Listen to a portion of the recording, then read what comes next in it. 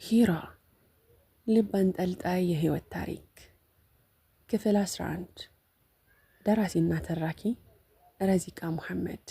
ለሚስክ ዩቲዩብ ቻናል አዲስ ከሆናችሁ ላይክ፣ ሼር እና ሰብስክራይብ በማድረግ ቤተሰቦቼ እንድትሆኑ በታላቅ አክብሮት ጋብዛችኋለሁ። ቪዲዮውን ላይክ በማድረግ ጀምሩ። ሂራ ከጥቂት ድካም በኋላ ሚዕራጅ እንድትመጣ የነገረቻት ቤት ጋር ደረሰች። በሩ ተንኳኳ። ሚዕራጅ በሩን ከፈተች። ከተለመደው ሰላምታና ንግግር በኋላም ቁጭ ብለው ስለ ጉዳዩ ማውራት ጀመሩ። እንድንገናኝ ስለፈቀድሽልኝ በጣም ደስ ብሎኛል፣ አመሰግናለሁ አለች ሂራ በትሁት አንደበቷ። ሚዕራጅም ፈራ ተባ ማለቷ ሳይቀር ምንም ምስጋና አያስፈልገውም፣ እዚህ ድረስ የመጣሽው ለእኔ ብለሽ ነው፣ በተቃራኒው ማመስገን ያለብኝ እኔ ነኝ። እሺ ታዲያ እንዴት ነሽ አለች ሂራ። አልሐምዱሊላህ፣ ሌላ ምንም ማለት አልችልም። ሚዕራጅ አንገቷን ቀረቀረች። ልክ ነሽ፣ በየትኛውም ሁኔታ ውስጥ ያለ ሰው ሌላው የሚገባውን ነገር ነው ያልሽው። አዎ አልሐምዱሊላህ። ሚዕራጅ ይኸውልሽ፣ ያው የመጣሁበትን ጉዳይ ታውቂያለሽ። ማለቴ ወሬ ማራዘሙ ምንም ጥቅም የለውም ብዬ ነው። እና ስለ ነገርየው ምን አሰብሽ?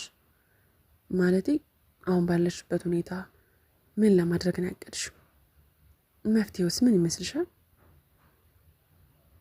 ያው ብዙ ነገር አስባለሁ፣ በጣም ብዙ፣ ግን ምንም አልወሰንኩም። እና በዚህ ሁኔታ እስከ መቼ ነው መቀጠል የምትችይው? እሱንም አላውቅም። በዚህ ሰዓት ግን ያለኝ ብቸኛ አማራጭ ይሄ ነው። የማውቀው አንድ ነገር ብቻ፣ ይህንን ልጅ እወልደዋለሁ። ምንም ቢፈጠር ምንም ይህንን አድርጋለሁ። መቼም ያለሁበት ሁኔታ ጥሩ ስላልሆነ ብዬ ከሰራሁት ወንጀል ይበልጥ ሌላ ትልቅ ወንጀል መስራት አልፈልግም። ሂራ በሚዕራጅ ንግግር ግራ ተጋብታ ከዚህ የበለጠ ወንጀል ማለት ስትል ጠየቀች። ሚዕራጅ ወደ ሂራ እያንጋጠጠች አንዳንድ ጓደኞቼ እንዳስወረደው ነግረውኝ ነበር። ምን? እሱ ግን መቼም አላደርገውም። አማርም ሆነ ቤተሰቦቹ ባይቀበሉትም፣ እናም ልጄን ለመውለድ ምንም ያህል ከባድ ቢሆንብኝም ግን አድርገዋለሁ። ይህንን ብቻ ነው የማስበው። ከጠበኩት በላይ ጠንካራ ነሽ፣ ግን ነገሮች እንደዚህ መቀጠል የለባቸውም። ሚዕራጅ አንድ ውሳኔ መወሰን አለብሽ።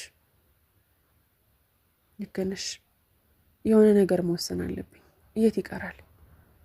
ማለቴ ስራ ለመስራት እያሰብኩ ነው። ከዛ ቤት እከራይና የራሴ ኑሮ ጀምራለሁ። ከዚህ በላይ ጓደኛዬንም ማስቸገር አልፈልግም። እኔ ጋር ግን አንድ ሀሳብ አለ። ማለቴ አንድ ፍቃደኛ ከሆንሽ። ምንድን ነው? ወደኛ ቤት ትመጫለሽ አለች ሂራ። ምን? አዎ፣ ከኔ ጋር ወደ ቤት እንሄዳለን። ከዚህ በላይ እዚህ መቆየት የለብሽም። ሚራ በጣም ደንግጣለች። ይቅርታ፣ ግን ምን እያልሽ እንደሆነ አውቀሽዋል? አዎ በደንብ አውቃለሁ። ለአንቺ ከባድ እንደሆነም ማሳመር አውቃለሁ። ግን ችግሩን ለማስተካከል ያለን አማራጭ ይሄ ብቻ ነው። ምንም አትፍሬ፣ ነገሩን በደንብ አስቤበታለሁ።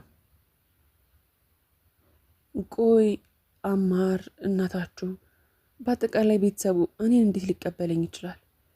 ይሄማ እብደት ነው። በጭራሽ የማይሆን ነገር ነው። እመኚኝ ሚዕራጅ፣ እኔ ጋር ጥሩ እቅድ አለ። አያይ፣ በጭራሽ አይሆንም ሂራ። ሚዕራጅ፣ ወደ እኛ ቤት የምትሄጁ እኮ አሁን ላይ ባለሽ ታሪክ ሳይሆን የእኔ የቅርብ ጓደኛ ሆነሽ ነው። አሁን ገባሽ? ማለት ሚዕራጅ ይበልጥ ግራ ተጋባች። እንግዲህ እሱን እሺ ካልሽኝ በኋላ ታየዋለሽ። ለመሆኑ ስንት ጊዜ ሆነሽ? 1 ወር ከ15 ቀን። ስለዚህ ጊዜ አለን። አሁን ማድረግ ያለብን ነገር፣ ሂራ ለሚዕራጅ ለችግሮች መፍትሄ ይሆናል ብላ ያሰበችውን እቅድ አንድ በአንድ ለሚዕራጅ አስረዳቻት። ሚዕራጅም ነገሩ ባይዋጥላትም ከሞላ ጎደል ግን ሌላ አማራጭ የላትምና ለመቀበል ተስማማች። ወደ ትልቁ ቤተሰብ እንመለስ። የቤተሰቡ አባላት ከተአዚያው ተመልሰዋል።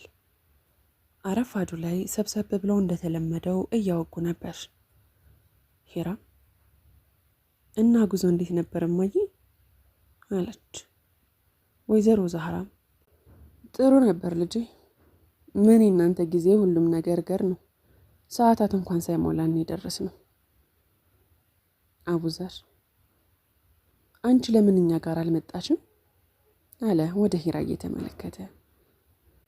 ሂራ ትንሽ አቡዘርን በፈገግታ እየተመለከተች የኔ ውድ አጎት ብቻውን ይሆናል ብዬ ነው እንጂ አብራችሁ ብመጣ በጣም ደስ ይለኝ ነበር። ታውቃለህ፣ ግን ከሁሉም ይበልጥ አንተ ነበር በጣም የናፈከኝ። ና እስኪ ወደ እኔ። አቡዘር ወደ ሂራ ተሽቀዳድሞ ሮጠ።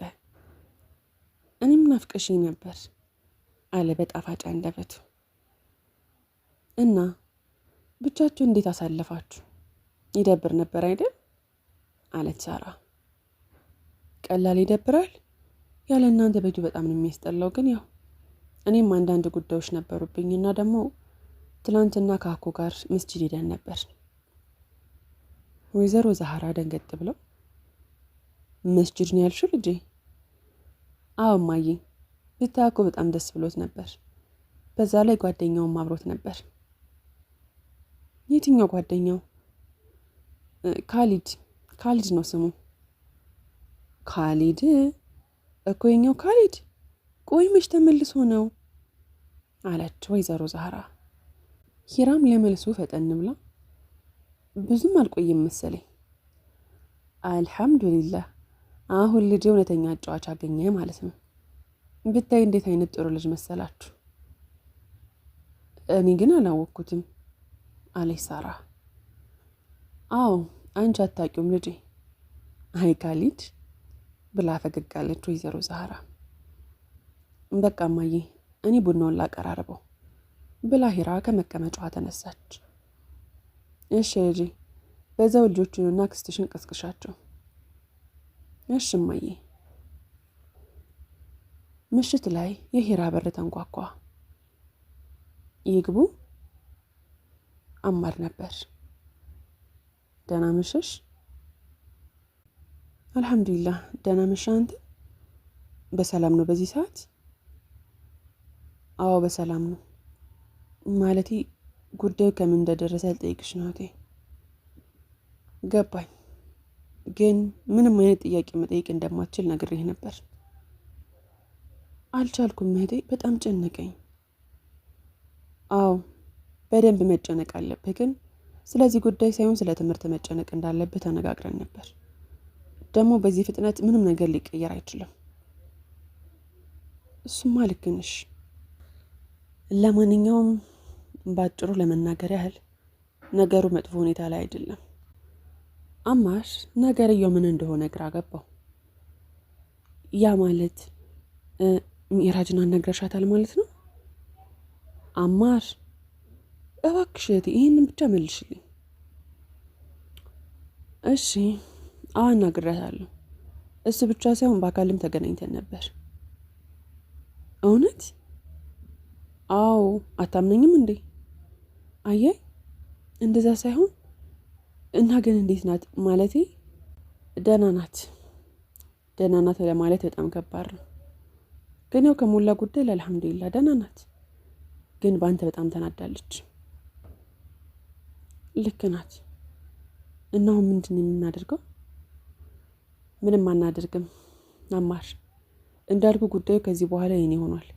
አንተ በቻልከው አቅም ትምህርት ላይ ውጤታማ ለመሞክር፣ ቀሪውን ካላህ ጋር ሆኜ እንደምወጣው ተስፋ አድርጋለሁ።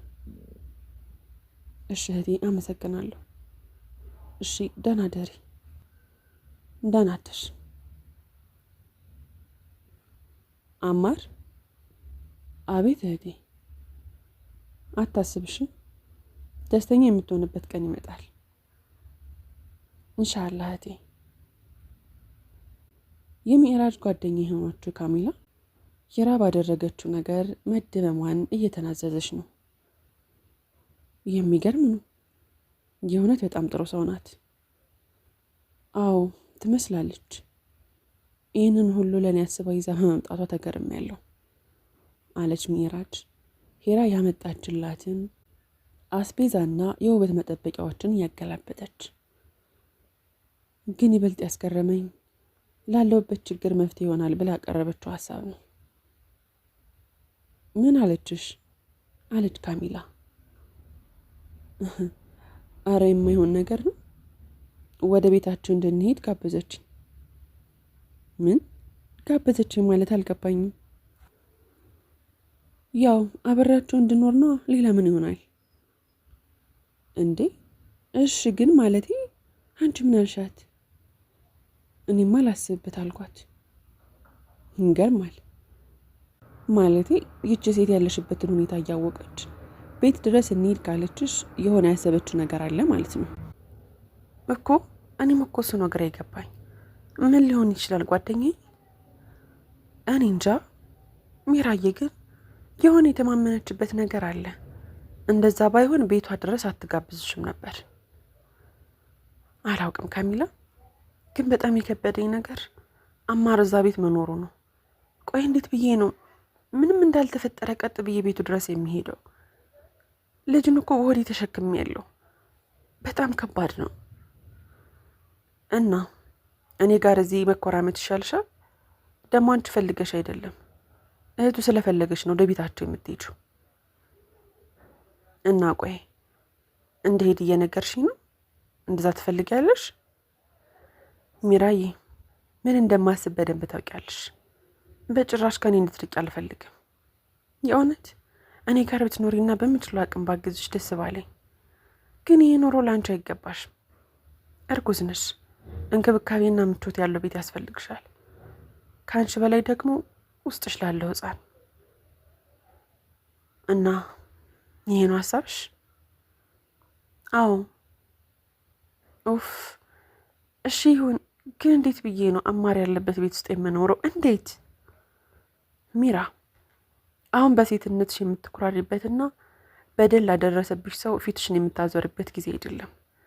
ችግርሽን ፊት ለፊት የምትጋፈጭበት ሰዓት ነው። ይህች ልጅ ደግሞ አላህ ሰበብ አድርጎልሻል። ከዚህ ውጭ ሌላ ምንም አማራጭ የለንም። ረምላና ሀፊዛ ዘውትር እንደሚያደርጉት ከትምህርት ቤት እየተመለሱ ነበር። ረምላ፣ ሀፊዝ በቃ አንቺ ሂጂ፣ እኔ ከነማዬ ጋር እመጣለሁ። ሀፊዛ በግርምት ረምላን እየተመለከተች ከመቼ ጀምሮ አለች። ከዛሬ ጀምሮ። በቃ ሀፊዝ አንቺ ሂጂ፣ እኔ ከነሱ ጋር እመጣለሁ። የሆነ የማወራቸው ጉዳይ ስላለኝ ነው። አሀ ገባኝ። ዛሬም ከኔ ጋር ላለመሄድ ምክንያት እየደረደርሽ ነው ማለት ነው? ኦኦ የምን ምክንያት? ምን ሆንሻል ልጅት? በቃ ማኪ የሆነ የማወራሽ ነገር አለ ስላለችኝ ነው፣ ሌላ አይደለም። አሁን እስገባሽ? አሪም በእርግጠኝነት አዲስ ነገር አለ። ግን ሁሌም አዲስ ነገር ሲኖር ሁሌም እንደዚህ ነው የምታደርጊው። አዎ ልትነግሪኝ አትፈልጊም፣ ምክንያቱም ሁሌም አንቺ ልክ እንደ ሕፃን ነው የምትመለከችኝ። እንዴ አለች ረምላ። ሀፊዛም አንድ ነገር ልንገርሽ፣ ጓደኞቼ ብለሽ የምትጠራቸውም ሆነ በዙሪያሽ ካሉ ሰዎች ይበልጥ እኔ በጣም አስብልሻለሁ። በጣም ነው የማስብልሽ፣ በጣም። ግን አንቺ ነገሮችን ሁሌ ከእኔ ትደብቂያለሽ። ሁሌም ጥያቄዎችን በማይረባ ተልካሻ ምክንያት ሸፋፍነሽ ታልፊያለሽ። ቆይ እኔ ላንቺ መጥፎ ነኝ? ረምላ በሀፊዛ ንግግር ልቧ ተነክቷል። ወደ እቅፏ አስጠግታ አረ በጭራሽ፣ መቼም እንደዛ እንዳታስቢ። እንደምታስቢልኝ በደንብ አውቃለሁ። አንቺ እኮ እህቴ ነሽ። አብደሻል እንዴ? እንደዛ ከሆነ ግልጾኛ። እሺ እውነቱን ንገሪኝ፣ ምንድን ነው አዲሱ ነገር? ሪም ፈራ ተባ እያለች የደበቀችውን ተነፈሰች። ያው የምታውቂው ነገር ነው ብዬ እኮ ነው።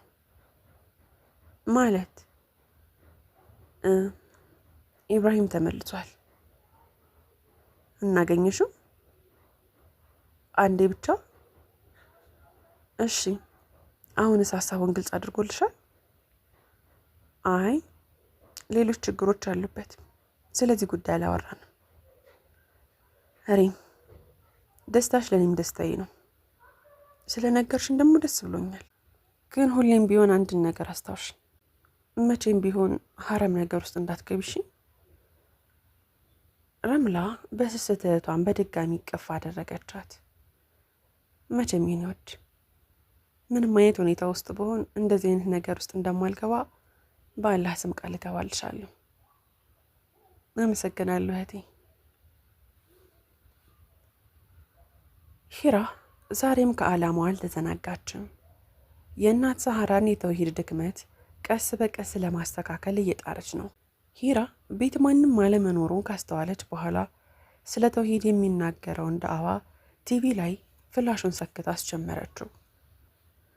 እናት ዛህራ በምትሰማው ነገር የድንጋጤና ግራ የመጋባት ስሜት ይታይባት ነበር። በዝምታ መጽናት ስላልቻለች ጥያቄዋን እንዲህ ስትል አስከተለች። እኔ የምለው ልጄ፣ ቆይ እንዴት ሆኖ ነው በወልዮችና በታላላቅ ሰዎች ላይ መመጀን የማይቻለው? እነሱ እኮ ለአላህ በጣም ቅርብ የሆኑ ሰዎች ናቸው። እንዴት ነው እነሱን አማላጅ መሆን አይቻልም የሚለው? የዘንድሮ ልጆች መቼም የማታመጡት ነገር የለም። ሂራ የጠበቀችው ነገር ስለነበረ መልሷን እንዲህ ስትል መለሰች። እማዬ፣ በወልዮችና በታላላቅ ሰዎች መመጀን አይቻልም።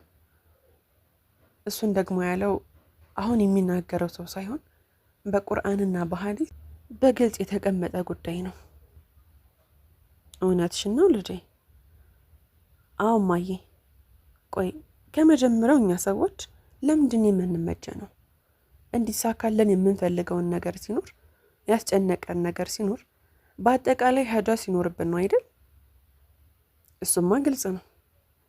ታዲያ ያጋጠመንን ችግር እንዲፈታልን ወይም ሀጃችን ሙሉ እንዲሆን ወደ ቀኝም ወደ ግራም ሳናዘነብል የሁሉም ነገር ፈጣሪ የሆነው ከኛ በላይ ስለኛ የሚያውቀውን ታላቁን ጌታችንን አላህን በግልጽ መጠየቅ ስንችልና ቀላል የሆነ መንገድ እያለ ለምን ሌላ መንገድን መከተል? ለምንስ አስፈልገ እንዴ ልጄ? ሁሉም ነገር እኮ ህግና ደንብ አለው። አንቺ እንዳልሽው አላህን በግልጽ መጠየቅ እንችላለን። ግን ልጄ አይደለም አላህ ዘንድ ይቅርና ንጉስ ቤት እንኳን ሲገባ ዘው ተብሎ አይገባም። ወልዮች ደግሞ አላህ ጋር ለመድረስ ለኛ እንደመሰላል ናቸው። አያይማዬ፣ በጭራሽ። ይሄማ የመካ ሙሽሪኮች አላህን በብቸኝነት ላለመገዛት ሲያቀርቡት የነበረ ተልካሻ ምክንያት ነው። ይኸውልሽማ አላህ የባሮቹን ድክመት በእርግጥም ያውቃል። እሱን በመገዛት ስራችን ያነሰ ቢሆንም የልመና እጃችንን ግን ከእርሱ ውጭ ወደ የትም መዘርጋት የለብንም። ይህ የወደቀ አመለካከት በአጉል ባህልና በየትኛውም ሁኔታ ስራችንን ለማበላሸት የሚጥረው ሸይጣን አማካኝነት የመጣ ነገር ነው። ደግሞ የሚገርመው ሁሉንም የማድረግ ስልጣኑ የአላህ መሆኑን እያወቅን በወልዮች ጀርባ ላይ ማረፋችን ነው። ታዲያ እንደሱ ከሆነ በምንድን ነው መመጀን የምንችለው? እሱ ጥሩ ጥያቄ ነው ማዬ።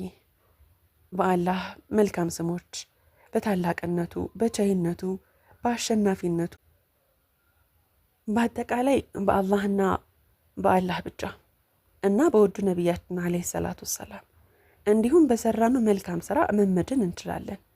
አላህ በቁርአኑም እንዲህ ብሎናል፣ በል እርሱ አላህ አንድ ነው፣ አላህ የሁሉ መጠጊያ ነው፣ አልወለደም አልተወለደምም፣ ለእርሱም አንድም ቢጤ የለውም ይላል። መደገፊያችን መጠጊያችን ከጌታችን ውጪ በማን ላይ ሊሆን ይችላል? እርግጥ ነው አሊሞችን ወልዮችንና ታላላቅ የአላህ ባሮችን ማክበርና መውደድ ግዴታችን ነው። ግን ደግሞ ማክበርና መውደዳችን ከልክ አልፎ እነሱን እንደ አድራጊና እንደ ፈጣሪ አድርጎ በማሰብ ሀጃችንን ሙሉ እንዲሆን እነሱን መጠየቅ ግን ግልጽ ወደ ሆነው የሽርክ መንገድ ይወስደናል። ይህ ደግሞ የሁለቱም ሀገር ትልቅ ኪሳራ ነው። እነሱም ቢሆኑ ያወገዙትና በግልጽ የተቃወሙት ጉዳይ ነው እና ትልቁ ሽርክ ደግሞ በጥቃቅን ስህተቶች ይጀመራል። በግልጽ የምንገዛው ሌላ አምላክ ባይኖርም ግን ሙሉ ለሙሉ ከአላህ መንገድ እንወጣለን። ታላቁ ጌታችን አላህ ከአይን ቅንድባችን ከደም ስራችን የሚቀርብ የልባችንን ሚስጥር አዋቂ የሆነ ጌታ ነው። በየትኛውም ሁኔታ ውስጥ ሆነን ብናወራው ይሰማናል። የጠየቅነውንም ሁሉ ያለ ስስትና ያለ ገደብ የሚያደርግልን ሙሉ የሆነ ጌታ ነው። እሺ ያልሽ ሁሉ እውነት ከሆነ የኛ አባቶች ለምን ይህንን አላስተማሩንም ታዲያ? ሁሉም አባቶች ይህንን አላስተማሩም። ግን አንዳንድ አባቶች በተሳሳተ መንገድ ስለተረዱት እውነት ነው ብለው በማሰብ ለእኛ አስተምረውን አልፈዋል። ይህ ነገር የተፈጠረው ለወልዮችና ለትላላቅ ሰዎች ባላቸው ፍቅርና ክብር የተነሳ ነው። መጥፎ ሀሳብ ባይኖራቸውም ግን ልክ አልነበሩም። እማዬ ሙስሊም ብሎ ማለት እኮ ራስን ሙሉ ለሙሉ ለአላህ አሳልፎ መስጠት ማለት ነው። ራሳችንን ለጌታችንን ሰጠን ማለት ደግሞ በትክክል ትዕዛዙን መተግበር ስንችል ነው። ይህ ብቻ አይደለም፣ ከመጥፎ ነገር ይጠብቁናል በሚል ሰበብ ብዙ ሰዎች አንገታቸው ላይ ሂርዝ ያንጠለጥላሉ፣ ጣታቸው ላይ ቀለበት ያሰራሉ። ቀናቶችን እየመረጡም ስራ አንሰራም፣ ከቤት አንወጣም፣ በጣም ብዙ አላስፈላጊ ነገር ውስጥ ይገባሉ። ግን ሁሉም ስህተት ላይ ናቸው። አንድ ራሱን ለአላህ አሳልፎ የሰጠ ባሪያ ብርም ሆነ ቆዳ ከሚፈራው ነገር ሊጠብቀው እንደማይችል ማወቅ አለበት። እናት ዛህራ በሂራ ንግግር ተደናግጣለች። በንግግሯ የራሷን ስራ ስትፈትሸው ያነሰ ሆነባት። መልስ በሌለው ዝምታ ውስጥም ለደቂቃ ነጎደች። እማዬ ከተጨንቆሽ አውፍ በይ፣ ግን ይህንን ማወቅ ግዴታ ስላለብሽ ነው። አይ ልጄ፣ አንቺ እውነቱን የተናገርሽው። በረካ ሆኜ አላህ ኢማኑን ይግለጥልን። ወይዘሮ ዛህራ ከራሷ ጋር ከባድ የሆነ መተሳሰብና ትካዜ ውስጥ ሰመጠች።